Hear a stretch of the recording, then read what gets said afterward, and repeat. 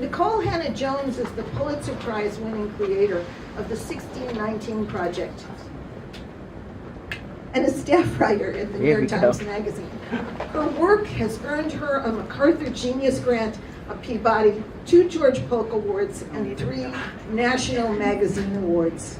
She founded Howard Center for Journalism and Democracy, co-founded the Ida B. Wells Society for Investigative Reporting, and opened the 1619 Freedom School, a free after-school literacy program in her hometown of Waterloo, Iowa.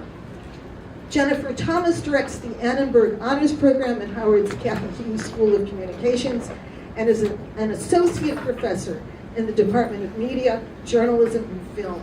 She is an award-winning broadcast journalist, most recently as an executive producer at CNN. On 9/11, she was CNN's 9 a.m. show producer. She is a former Scripps Howard AEJMC Teacher of the Year and a 2023 recipient of a Fulbright Specialist Award, spending 6 weeks at Rhodes University in South Africa.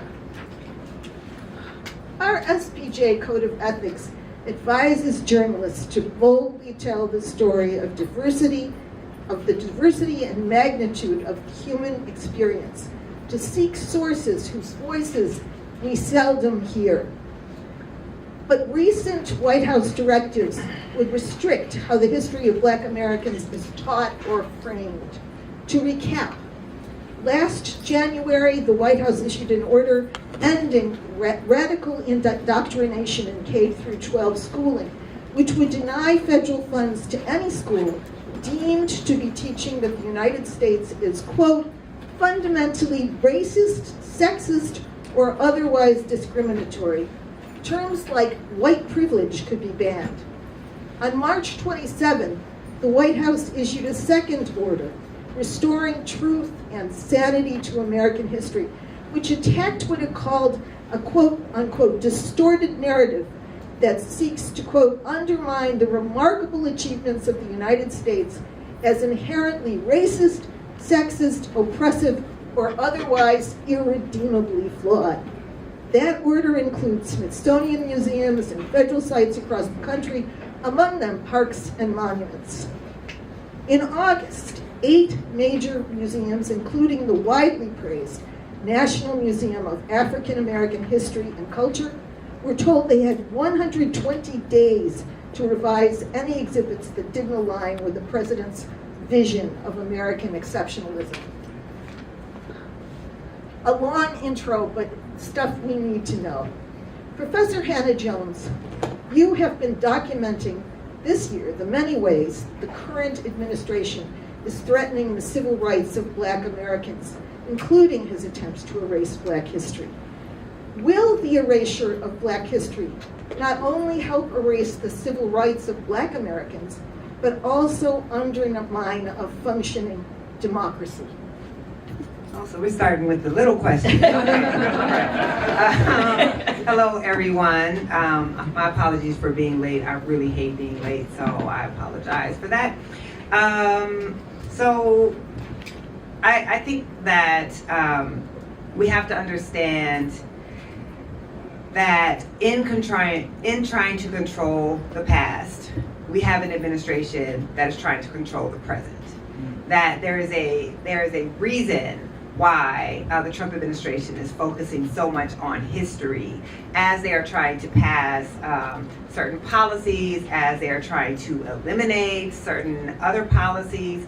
That control of history is therefore to control the narrative, to be able to justify the actions that are being taken. And so we shouldn't actually be surprised by the targeting of history. He targeted history and how it was taught in the first administration, and is certainly doing so now. And what I've argued in my second to most recent essay for the New York Times Magazine, which is called The Second Nadir, is that we are in the midst of the largest attack, the greatest, most comprehensive attack on civil rights that we've seen in the United States in a century.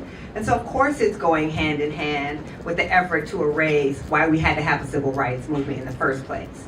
How do you say you should no longer be able to take race into account in college admissions? You should no longer to be able to think about programs for integration and diversity in hiring, in news coverage. We have, of course, another Voting Rights Act case that is up before the Supreme Court where they're arguing that you shouldn't be able to take race into account in determining electoral districts. The only way you can make that argument that it's not necessary is to erase the history of why we have them in the first place. That is very important. So I think that we have sometimes tended to treat what the administration is doing along the lines of what can be taught, what words can be used, what we memorialize and how, as somewhat superficial, when I think it's actually very essential to what's happening. That, as I've argued, you erase the history because you intend to erase the rights. And these two things have always gone hand in hand. The last thing I'll quickly say is, from our founding, there has always been a tension about what type of country are we going to be. We have the countries of our ideals that were written down on paper, and then we have the reality that the men who wrote those ideals engaged in enslaving other human beings. And we have to be able to tell both of those stories to understand how we got to where we are in America. And whether we acknowledge that racism, I mean, it's not even arguable that we were founded on racism. I mean, the men who founded our nation would not have argued that they were not racist. Read Notes on the State of Virginia. So that's just a statement of fact. Now, how much that racism still impacts our society today is something one can argue about. But what we are founded on is just a statement of fact. And whether or not we grapple honestly with that history is shaping our society.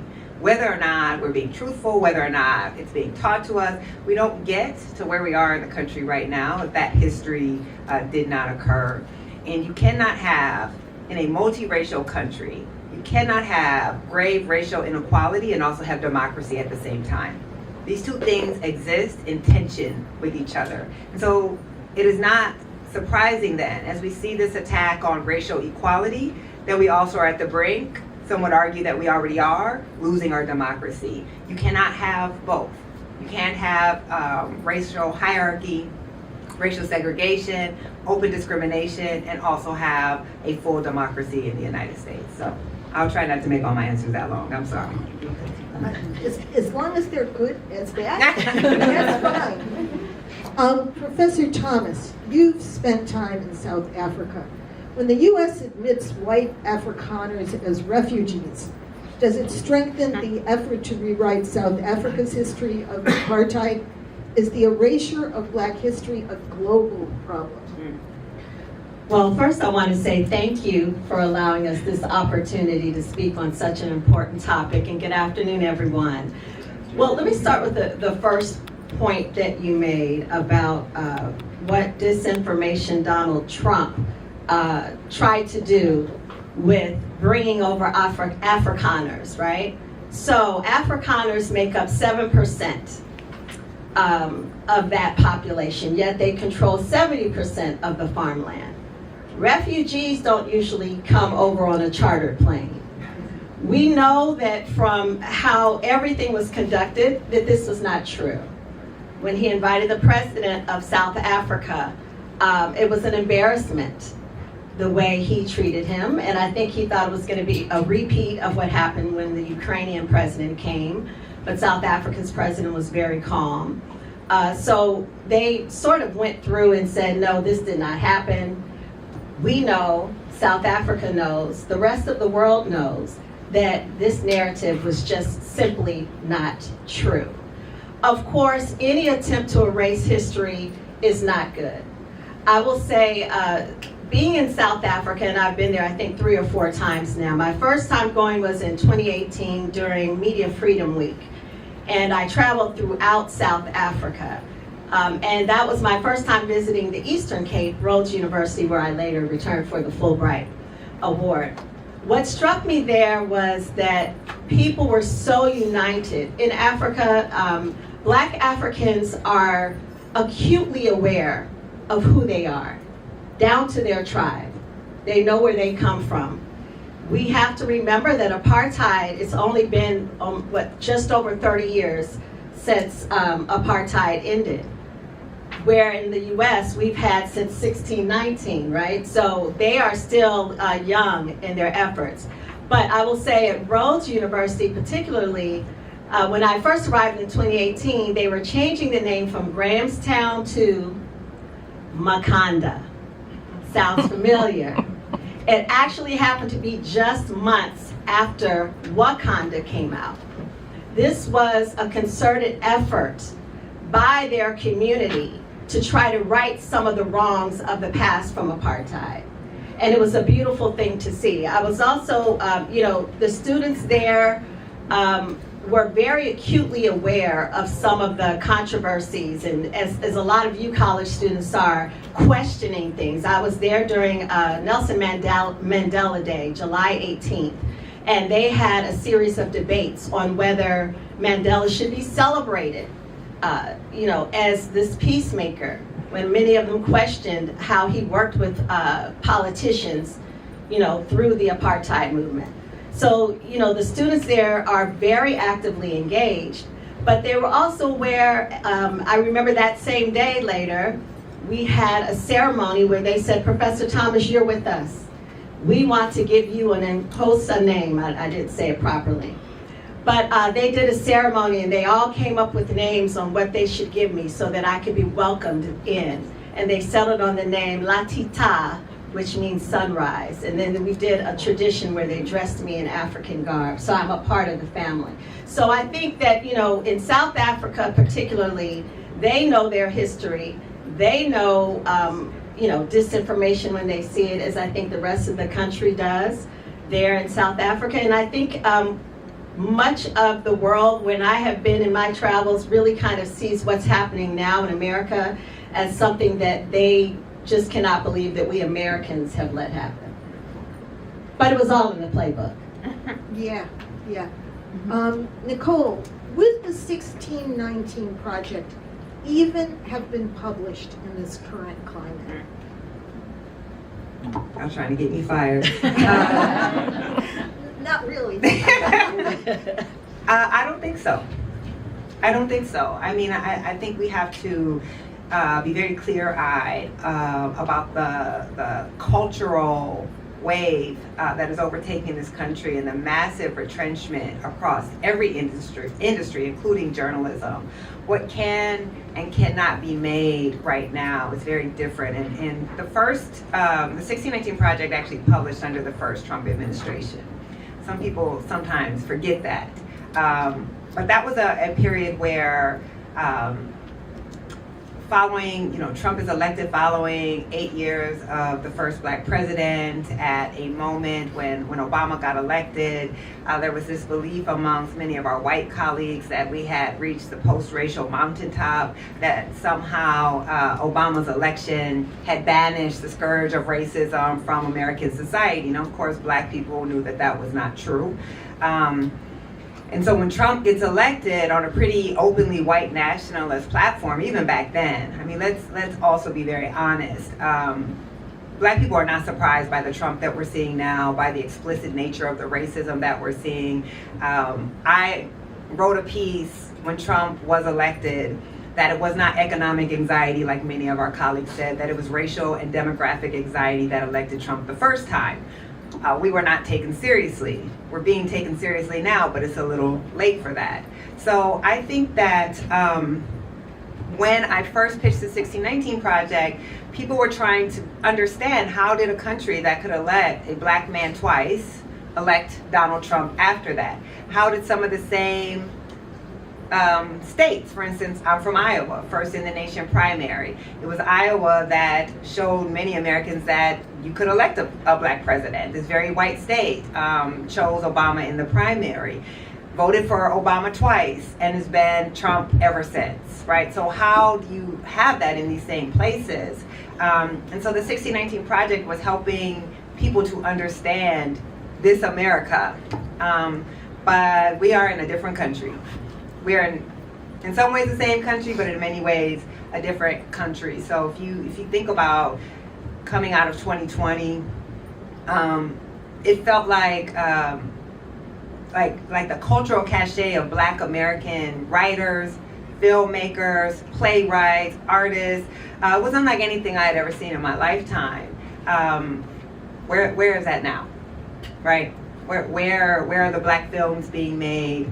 The big Black ambitious projects. So I think it would be extremely challenging, if not impossible, to get the resources to produce something like the 1619 project now, even though I won a Pulitzer for it. I couldn't even imagine trying to go and get the resources. And even if you got the resources, who would promote it? So no, I think sadly, we won't see something like this project, I think, for a long while. And in fact, just look across the industry. I just saw that the standards editor at CBS News, someone that people at CBS News highly respect, has resigned. We just saw that NBC has just shuttered all of its verticals for people of color and LGBTQ. So where is the space for that type of journalism? Even though I think the journalism stands on its own, it shows you, I mean, there's a lot of students in here, right? So we're told that we are in an objective profession, and yet so much of these decisions are clearly not objective. We are a country that is more diverse than we've ever been before, and yet newsrooms are running away from the demographic reality of this country and instead trying to reflect a small minority in the country. That's not objective. These are subjective decisions, and we certainly would, I think, today fall victim to the larger political correction that is happening, not just across society and politics, but in newsrooms as well. My following questions are addressed to you both.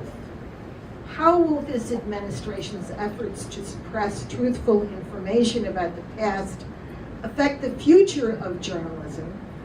And you mentioned this a little, Nikole, in your answer, but how does our current incomplete understanding of our history make us all unaware of the deep roots of this current climate of erasure? Can you say the first part again? The first part is, how will this administration's efforts to suppress truthful information about the past affect the future of journalism? Well, we see how the efforts are impacting us now. And we hear the phrase, those who forget their past are destined to repeat it.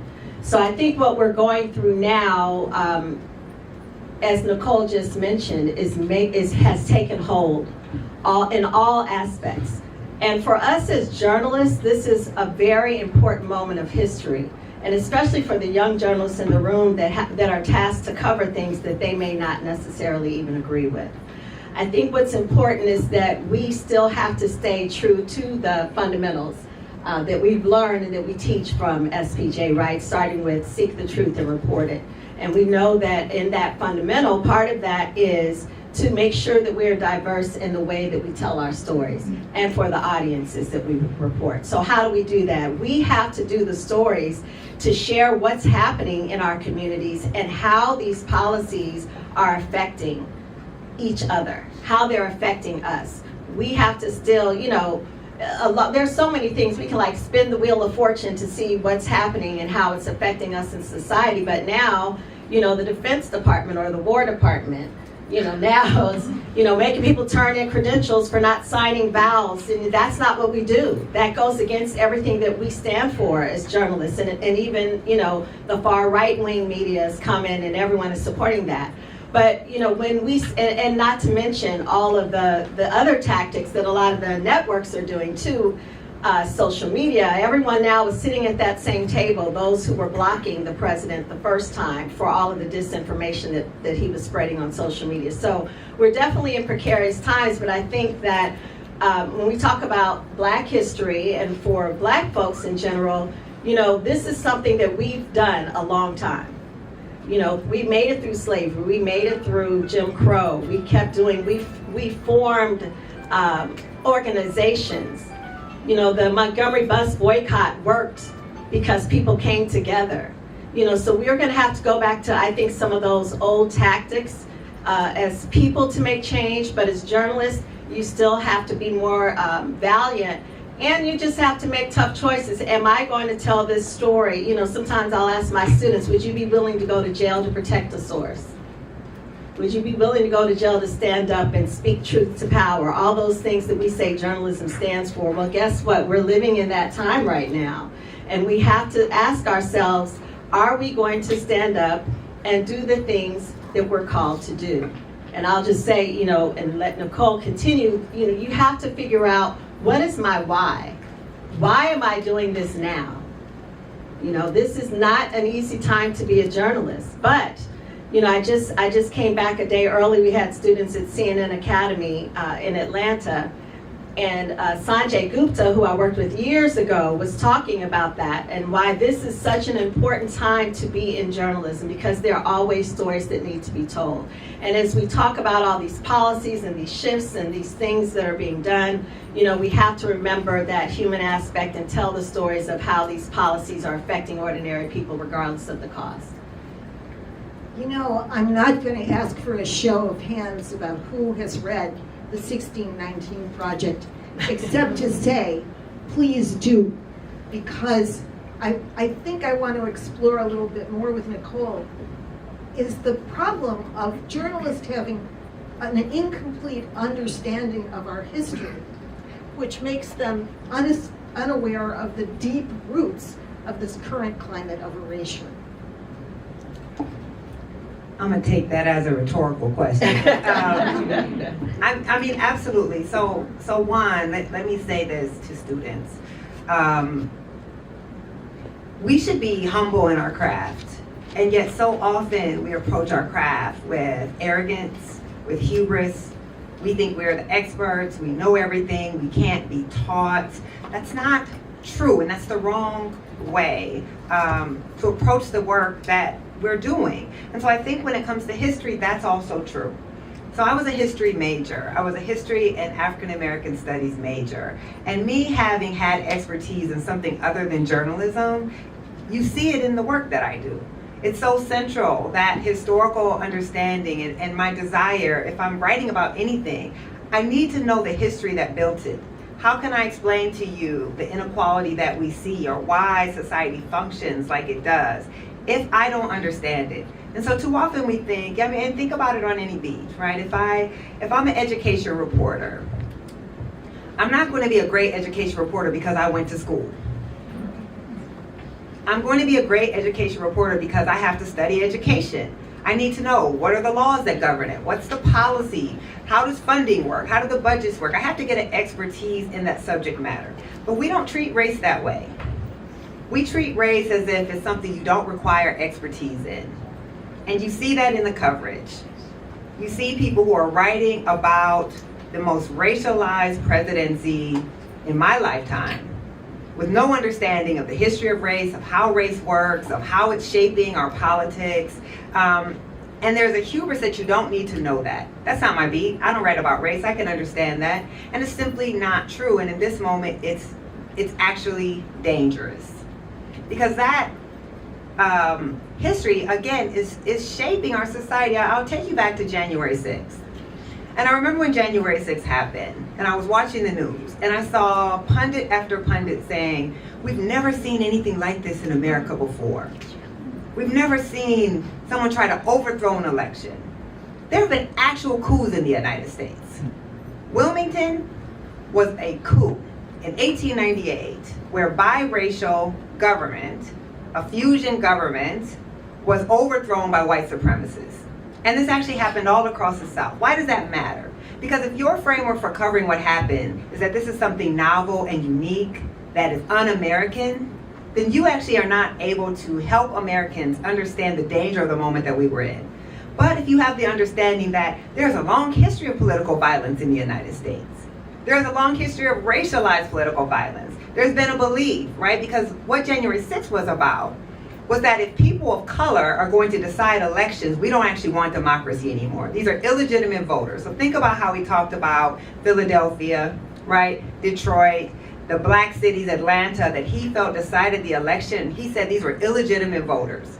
So if you don't know that history of the belief that white people should never have to answer to an electorate that's not white, that when they had to answer to a non-white electorate, they overthrew those democratically elected governance and then implemented 80 years of racial apartheid. So democracy is actually quite new in the United States, if democracy includes everybody in this room. But if you don't have that understanding of that history, how do you tell that story with that urgency to a populace that also doesn't know it? We all learn history very poorly. Before Donald Trump decided to make a war on history, we were all learning a terrible version of American history. And that's why the 1619 Project was so shocking to people. Not because what we wrote was new, unearthed facts. It's because most of you have gotten an education your entire lives where you learn almost none of this. And so I think as journalists, we have to take that extra step to actually teach ourselves that history so that we can help make those connections for a common reader. That's the power of journalism. That's why I became a journalist and not a historian. I wanted people to read the shit I write, right? And you also want to reach a mass audience and to be able to shape our understanding in real time. As journalists, we like to pretend that we don't shape politics, that we just report on politics. That's not true. Are we talking about education right now? Are journalists talking about education? When you turn on your news, are you seeing it, right? Think of all the things you're not seeing on the news and what you are seeing on the news. And so what you care the most about is being shaped by what journalists have decided to pay attention to, what they've decided to ignore, and then how they are actually focusing that story. So there's nothing like unique about black people in that we're not psychic, but we do have a different understanding of our country because of our experience with our country. So we know what our country's capable of. Black people know what our country's capable of because 10 years before I was born, there was no Voting Rights Act. 10 years before I was born, it was legal to deny me even access to this hotel, right? 10 years before I was born, my parents could not have been married where we are right now because my mother is white and my father is black. So that history informs how I as a black person cover this country. But white people can gain access to that same knowledge. Asian people can gain access to that same knowledge. And I think that is our duty as journalists. And Trump understands that. The last thing I'll say on this, there's a soft power that Trump understands in who controls the narrative and who controls our collective understanding of who we are as Americans that I don't think progressives and journalists have taken seriously enough. So for us, it's kind of a side issue. There's a reason why so much of his efforts this time has not been economic policy. He came out of the gate with racial policies and policies around what history we will remember and how history will be told in public places, not just in the classroom, because he understands the power of narrative. So if I want to strike down the Voting Rights Act, because I'm saying, well, you're discriminating against white people if you pay attention to race at all. But if I learn the history of the Voting Rights Act, is that people were being tortured in Parchman Prison for trying to exercise their basic democratic rights, and that until 1965, you had no black representation in the South. And that when we have loosened up voting rights restrictions, we have also seen a loss of black representation. And that there was a time in Congress after the end of the Civil War when black people were all across the federal government and then they disappeared for 80 years. Then you understand what this country is capable of and you cover these things differently. So we have to understand as journalists, as people who are driving policy, you cannot write what you don't know. And if you're not curious enough to know it, then your readers or your watchers or your listeners will not actually have the proper tools in a democracy. We are the fourth estate for a reason. We are the firewall in democracy. And as much as democracy is failing right now, we have to shoulder some of that responsibility in how we have covered what is happening. And can I just add one thing to that? You know, we talk about, well, I didn't know. You know, we hear that all the time. Well, I didn't know. And I always come back and say, you know, the ignorance is no excuse in a court of law. So why is ignorance okay for us as journalists? If you don't know, that's our job, is to find that history and to make it make sense to your audience. So we have to go beyond just, well, I didn't know. We have to take it a step beyond that so that we can report those stories. Just wanted to add that. There's a lot of students in this audience and probably some educators too. And I want to sort of focus a little bit on craft questions. Because if you're a student, you know you're not going to be writing commentary necessarily. But what's the local angle for some of this stuff? For example, in June, signs were posted at national parks asking visitors to anonymously report any quote-unquote negative information they found at the parks or that was conveyed by national park staff that, quote, inappropriately disparages Americans past or living. And all I could think of was, what if it says no littering? Should journalists be checking national parks near them? What has changed and what is missing? What's happened to the iconic photo, The Scourged Back, that had been displayed at Fort Pulaski? These are questions you, as local reporters, can hopefully answer.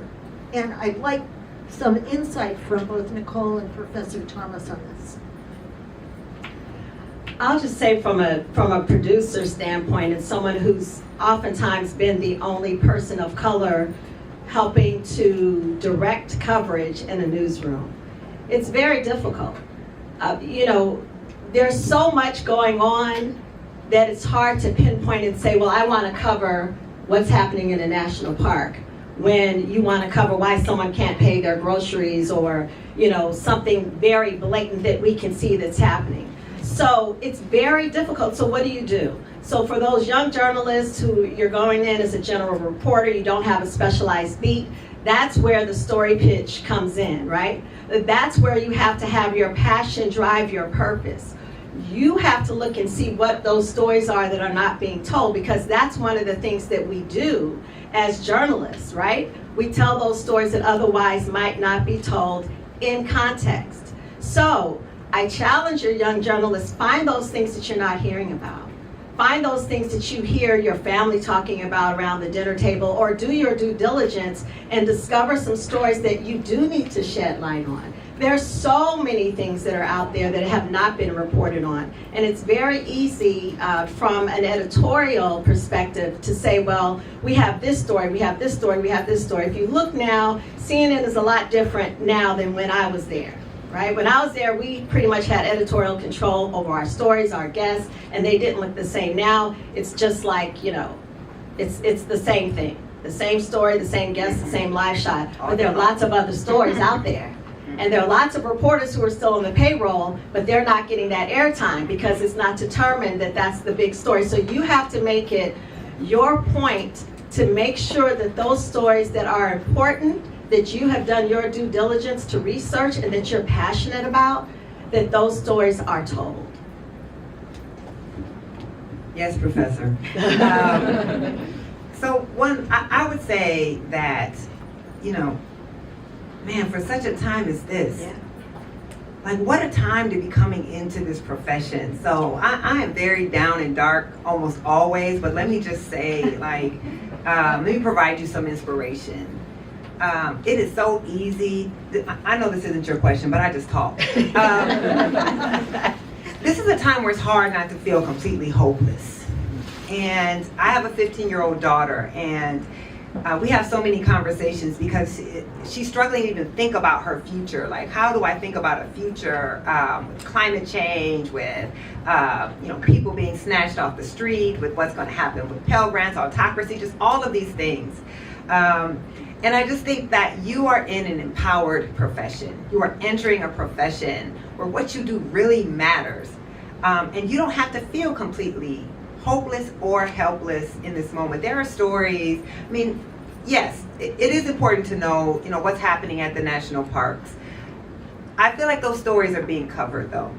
I think what you bring is that you have a unique insight into stories that someone who's 50 years old and is not living the daily life of a student on a college campus in your communities is not going to see. Tell the stories that only you see, the struggles. I think about, we're at an HBCU. More than half of our students rely on Pell Grants. So it's not even a race or history story, but it's going to have a disproportionate racial impact on our campuses when those Pell Grants go away next year. Or when they change how student loans are going to work and access to student loans. Those are stories that have tremendous impact that you can tell, and you can tell from a vantage point that only you can. And let me also say, reporting, it doesn't happen online, y'all, and I have to tell my students this all the time. That's right. You actually have to get off the computer and go out into the world and observe some things. When you read a story and there's a question that you have in your mind, a question that wasn't answered in that story, or you're like, it doesn't look like this in my community, or from my perspective as a 19 or 20-year-old, these issues look very different, then you go and report that story. Learn to trust your gut. We all have a gut about a question that wasn't asked or a story that should be told. We're here in the nation's capital, or maybe you're from Chicago, or one of the places where ICE or the National Guard are going into communities. There's not very good national coverage on this. Like the day-to-day of what's happening in those communities, you guys can own beats like that. You have people in your communities that you can check in on. So I think that we have to both, we really have to understand that this is the time for which you wanted to become a journalist. And I'm not saying we should be excited. I'm not excited about any of the things that are happening in our country. But I have such a distinct sense of purpose every single day when I wake up. Every day. I'm never tired. I mean, I'm tired. I'm tired right now. Let me not say I'm never tired, right? But people are like, oh my God, how do you stay motivated? I don't lack for motivation because I understand the gravity of the moment. And if nothing else, our job is to bear witness in this time. Like maybe we can't stop anything that's happening, but we can bear witness, and we cannot allow when this story is written in the future for people not to know that choices were made and that people stood on a side. And our job is to chronicle all of that. So I just hope you all know it is an uncertain future. Like I would not, necessarily be wanting to try to figure out my job right now. Right? What is it like to try to go into a CBS or an NBC when you see this takeover happening? But I also think, what else would you rather be doing in this moment than weighing in and telling those stories and trying to tell them truthfully, holding power to account? So I know I'm not answering your question, but I just think there's so much important reporting, again, that only you can do. Trust your voice, trust your instinct. And it's not about commentary. I don't care what y'all think, right?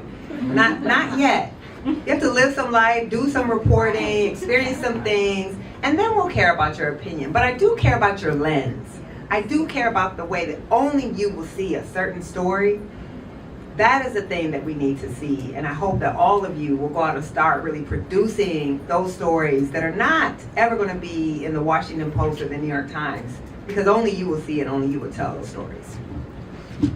I'm going to give some people a few suggestions. Since 2021, 44 states have either passed or are considering passing laws that could restrict the teaching of Black history. How would you recommend that journalists track this changing narrative in their local public schools, and what kind of commitment should they make to this? What kind of commitment should they make to the schools or trying to report the story? Trying to report the story. Well, first of all, you have to make the commitment to do it, right? The statistics are staggering that are out there, but I'm going to piggyback on what Nikole said. This is, you've heard the saying, it's the best of times and the worst of times to be a journalist. And we talk about all politics is local, all news is local. So there, education is one of the big things that we've seen impacted. Now special education is going away. How's that? That is does not, it's not different whether you're Black or white, male or female. It's going to impact everyone. So I think the challenge, especially for local newsrooms, community newspapers, those who are have their own papers, who work for independent publications, who work for the Black press, whether you're in a big newsroom or small or independent, you have to find what are those stories in education that are impacting your community. Talk to people, as you heard before. You have to put a human face for people to care. We can just shout, we can give out all the statistics every day, but talk to a mother who has to decide whether she's going to eat or, pay money so her kid can get the after-school care they need because they have autism. There are so many stories like that that are affecting us on the local level. So I say, you have to, again, find your why, follow your passion, and fight for those stories. When you go into your news meetings, have a story pitch, have your background, but then say why it matters. And people connect with that. When you see these stories that are on the news, the ones that are the tear-jerkers and everyone, there are a lot of stories, and there's so many more that haven't been told in education. Or put a spin to it and tell why it's different and why we should care. Yeah. I'll stop with that. So I'm actually going to answer your question this time. I want us to just think back like 4 years ago, when every time you turned on the news, there was a story about critical race theory. Y'all remember that? Like, every story was about critical race theory. Where'd that story go? So again, when we think about, are we reporting news or are we driving news? So I actually think that doing that kind of watchdog reporting right now is really important, because while all of mainstream media is distracted by all of these other things, they still are passing laws to restrict the teaching of Black history. They still, I just talked to one of my sources the other day who's like under investigation in her school district right now for teaching Black histories and talking about queer people, right? But because the mainstream media has now decided they've moved on to another story, no one's going to cover that. But it's still happening. And that's our job, is to not just follow whatever is the shiny object story, but to every day be reporting the reality of what's happening. So I think there's very fertile ground for reporting on that. And we also have to ask the basic question, which not enough journalists ask: why is it only Black history? Right? So we almost report that like it's a given. Right. Of course they're challenging Black history. Why Black history? They're not outlawing Asian American history. They're not outlawing Indigenous history. They're not outlawing all sorts of other ways that you can slice history up. I did just a Twitter thread on this a few years ago when they were banning Black histories in Florida. This is when they were arguing about the African American studies, the AP African American studies, and the Black curriculum. And I just got their documents on how they allowed you to talk about slavery versus how they allowed you to talk about the Holocaust. And it was actually extremely revealing. Like, the Holocaust was systemic, and they were talking about these systemic actors, and slavery was just some few bad, white people in the South. So we have to begin with the fundamental question: is what's so dangerous about Black history? And why do we only care when they're talking about protecting children? How many stories did you see about how it felt to be a Black child in a school where you were being told that your history could not be taught? We didn't see enough of those stories. So I think that we have to understand, and I was trying to argue back then when we were seeing these daily critical race theory stories, that power is always testing you to see what it can get away with. Yeah.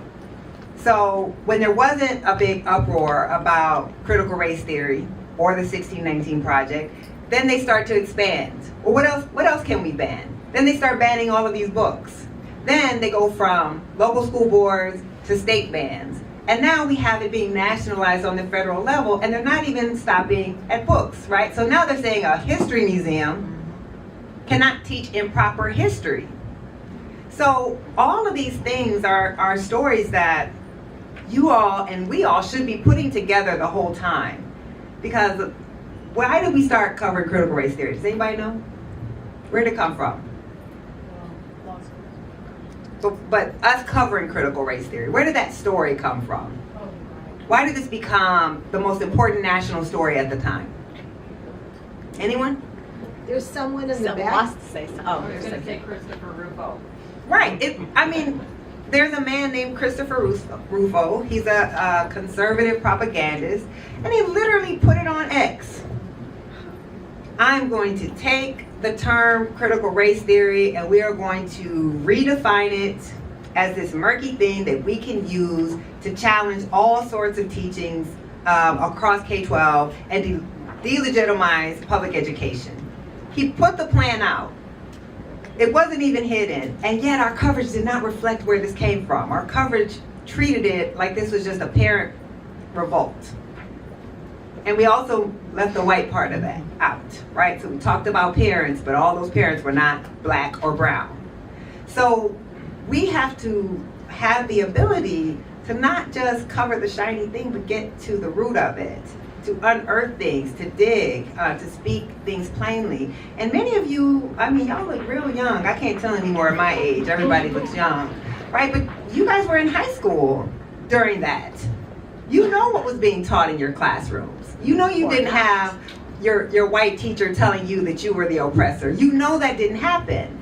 And so being that close to the ground on that again, that was a perspective that was missing. And that's something that only you can offer. So we have to continue to report on these histories, but not letting the narrative be shaped, but instead asking the questions and writing the truth.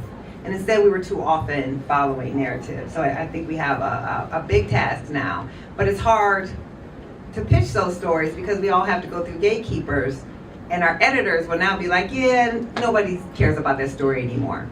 It's not true, but they've determined what stories get cared about. And you can't just take what you see on social media or that you see reported and always just assume that it's true and take it for fact, right? And repeat something as this is the source for your story. And that's how a lot of that starts to begin with. Okay, this might be a good way to lose your job.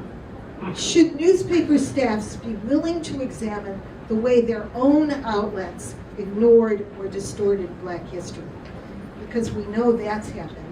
And sort of an ancillary question on the same theme, is there a role for student journalists to explore the past sins of their own colleges?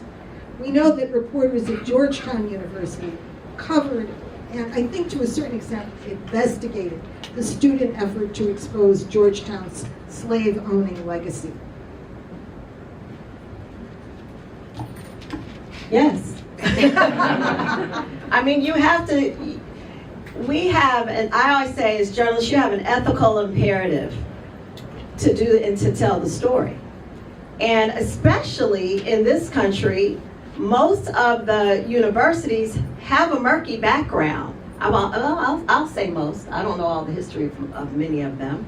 But, you know, just like this country, just like presidents had slaves, you know, it's history. It's part of the history of the country.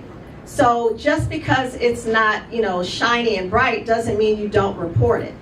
Even if it's, I mean, we had at our university, students, you know, took over the building, some of the buildings, and they were reporting about things that were going on now. It's not about the history of the campus, but that's what you do as journalists. You do that, and you speak truth to power. That is why you are in your position. So absolutely, you have to tell the stories. A lot of times I'll say, well, who is your university named after? And if you think about during the first administration, when we had a lot of, you know, statues that were being toppled and things that were being renamed that he's trying to put back in place, you know, you have to be able to tell that story. Well, why? Who is it named after, and why? I grew up, so I'm from Omaha, Nebraska, but I went to high school in Alabama, in North Alabama, and I was on dance team. I was the captain, but my best friend was on the rival team, and they were named the Confederates. Well, you know, but they were like the Confederates. And so we were the Jaguarettes, they were Confederates, and then we had Butler Rebels. You know, but, you know, we weren't thinking in context of what that meant. Like, what? And, you know, so now as you think, and one of the schools has changed its name after they went and, you know, talked about, well, this is the background and this is why it's troubling. Sometimes it's just a matter of telling the history. And then as you tell the history, you can tell the sides of the history and why it affects certain people. People are passionate in Alabama about, you know, being the Confederates, you know, and they have a right to feel that way, but it's important to show the sides of the story and why sometimes history is troubling, right, to an extent. So you have to tell that, and that means telling the truth about it, whether they like it or not. So I'm just a history nerd, so I would just study history regardless, but the way that I use history in my writing is to help us understand today.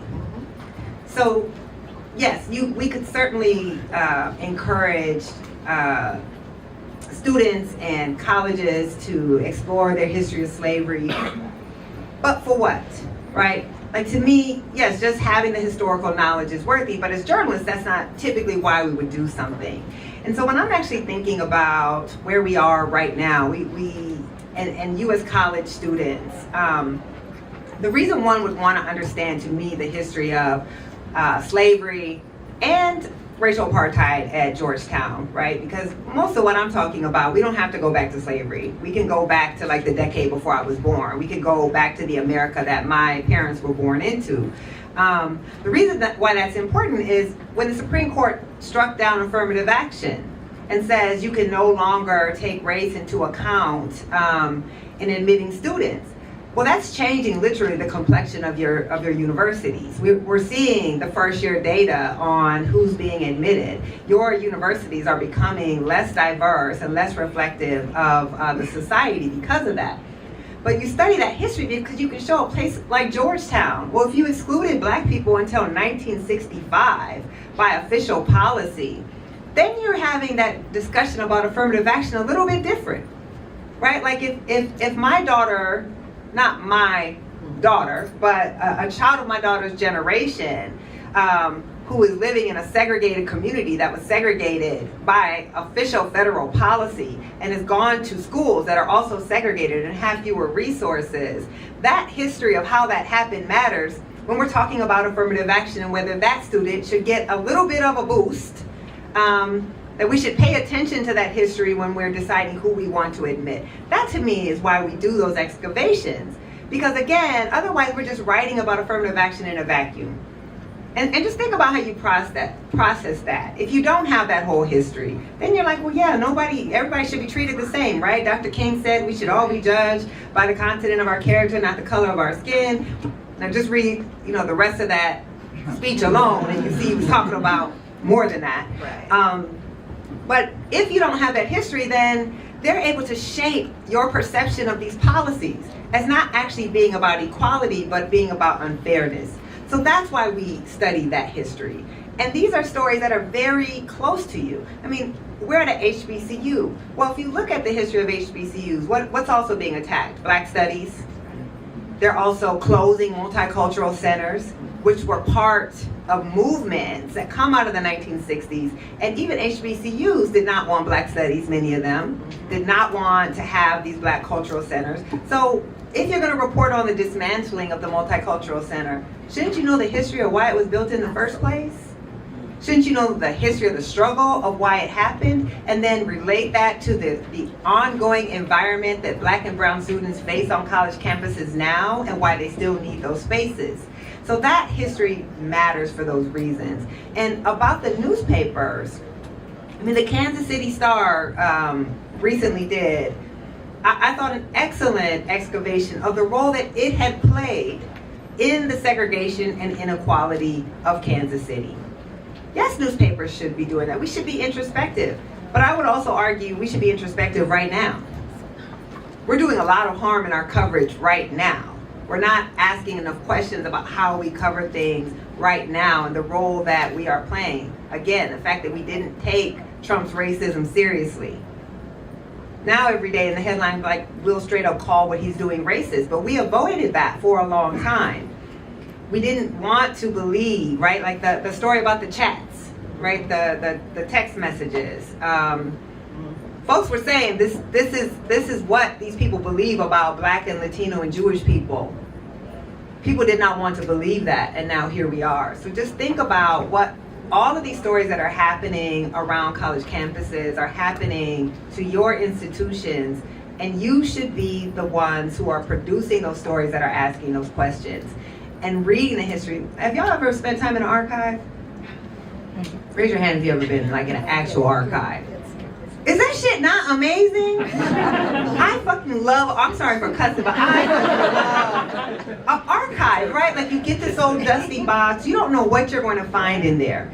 And you put your hands on documents and people are writing in the margins, you can see like the thought processes. Like, that is fun. Sitting on a computer, typing in Google, y'all, that's not fun. So just think again about this moment that you're in, and your campuses have archives. You don't even have to go anywhere. It's right there. Go in there, Look at those old photographs. Look at the people who sat in on the administration. Because not only does that history help you understand what's happening, that history can also help us figure out a way out of this shit, right?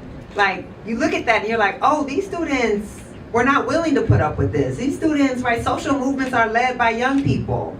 Now, you're journalists, so our activism is in recording and writing and helping people understand. But we're also giving people an imagination of what is possible and what other people have done in similar times. So, like, go look in those archives. I want y'all to write the story about how did the Multicultural Center at your university get established? Why was it necessary? And then go talk to students about what it means to have that space disappeared as they too are being disappeared from college campuses. I would read the fuck out of that story. Right, and I can see the multimedia, I can see the interviews, I can see the photos, I can see all of that. You can go back and talk to the people who sat in and how that feels to see their legacy being erased. What that must be like, right? And that is so inspiring, and it's also useful because I don't believe that journalism is a neutral profession. Right? When the Washington Post had, now I can't speak on the Washington Post now, it's having some issues. But when the Washington Post had as its motto, democracy dies in darkness, that is not neutral. That is saying our role as journalists is to protect democracy. So we don't do activism like we're holding a sign and marching, but we do activism in revealing the society to itself, holding a mirror to power, and helping people to imagine a different future. So go write those stories. There's so many stories I want to see, and send them to me, okay? When you produce those stories, send them to me, because you are going to lead. And you are going to be the ones who can help your classmates, who will be the activists in the street, come into their own power. But they don't even know the history that they come from. Okay, do you understand what I'm saying? All right, so y'all gonna do those stories? Yes? Okay. And I would say also talk to some of the people that lived through those times. It's not too far, we haven't passed that too much here in this country, right? Talk to someone who went through the civil rights movement, or who can talk about what it was like for literacy tests and being discriminated and redrawing redistricting lines and redlining, who lived it. And like the comparative analysis, what it's like now, but what's someone who can give that firsthand account and listen to them. I mean, you can learn something, and we're talking, of course, to the young journalists in the room. Well, all of us, really. You can learn something to talk to older people. They're wise. Like way older than us. Yeah. But, seriously, do that story. Listen to them. Do a podcast with them. Record their voices. We did that during some of the election years, and it's just amazing to hear from them and weave that into your story with the historical part of your story, and then bring it back how it's relevant now. Let them talk to their grandkid about what's going on. There are lots of ways to do that creative storytelling and pulling out that history that Nikole is talking about. It's past 5 p.m. and if our panelists are willing to hang around a bit, we do have the room, because this is the last session. And I did promise some of you the opportunity to ask questions. If you have a question, raise your hand, and my assistant will give the mic to you.